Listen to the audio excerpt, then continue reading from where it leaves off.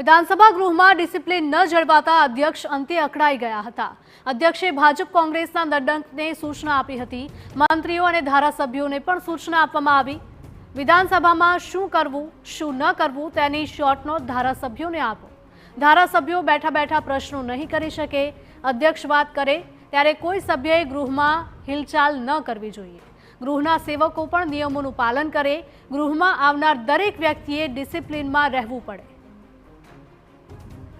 Online પર અમારા સંવાદદાતા રોનક જોડાયા છે। રોનક, જણાવશો કે વિધાનસભા ગૃહમાં ડિસિપ્લિન ન જળવાતા અધ્યક્ષ અકળાયા હતા અને સલાહ સૂચનો આપ્યા હતા। જી બિલકુલ થી વિધાનસભા સત્રની કામગીરી ચાલી રહી છે। ખાસ કરીને આજે જ્યારે માંગણીઓ પર ચર્ચા થવાની છે, સવારે જે શરૂઆત છે તે પ્રશ્નોત્તરી કાળથી થઈ છે, ત્યારે આજે સતત બીજો દિવસ છે જ્યારે વિધાનસભા અધ્યક્ષ દ્વારા જે સભ્યો છે તેને ટકોર કરવામાં આવી છે।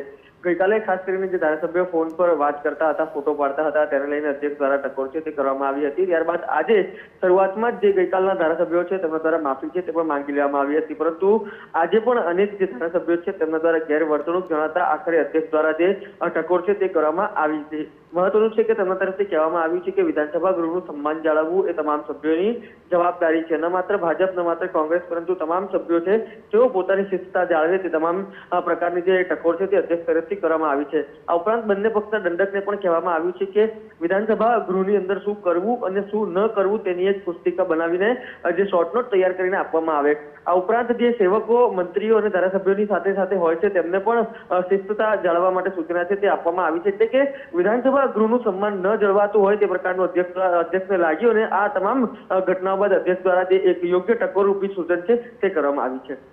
જી રોનક, આભાર।